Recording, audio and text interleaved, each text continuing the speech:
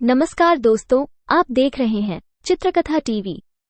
एक बार की बात है, शिव जी और माँ पार्वती कैलाश में बैठे बैठे बातें कर रहे थे।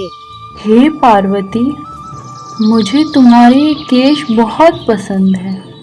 तुम इन लंबे लंबे केशों में बहुत प्यारी लगती हो।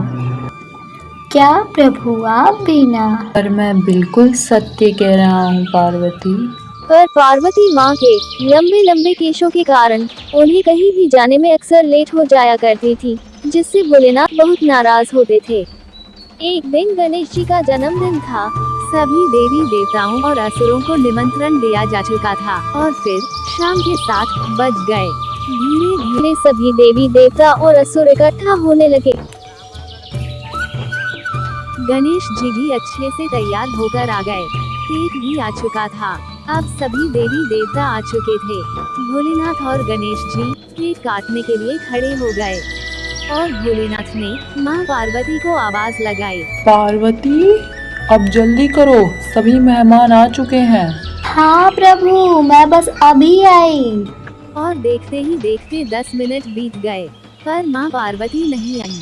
दरअसल पार्वती माँ ने अपने केश कुछ देर पहले ही धोए थे, जिसकी वजह से वो बहुत उलझ गए थे और उन्हें अपने केश सुलझाने में समय लग रहा था।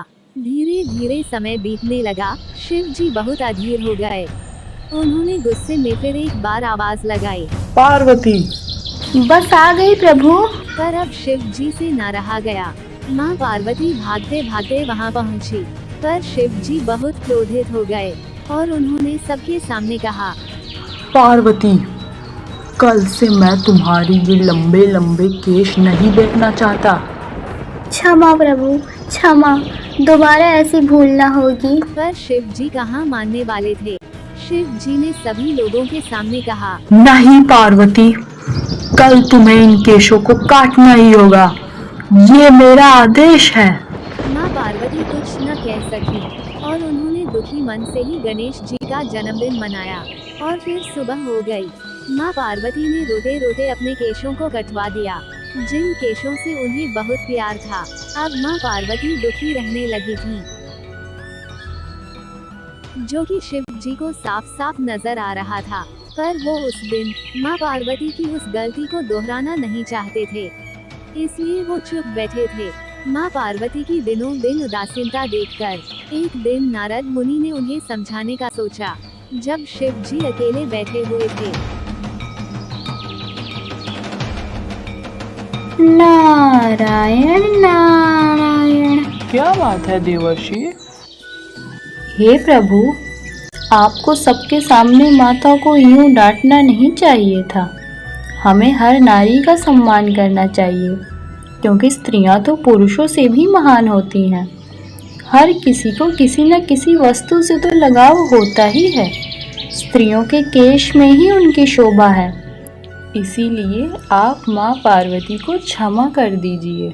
ये बातें सुनकर शिव जी को तुरंत अपनी भूल का एहसास हो गया और वो भागते भागते कैलाश पहुँचे और उन्होंने कहा, पार्वती, मुझे क्षमा कर दो पार्वती, मुझसे बहुत बड़ी भूल हो गई।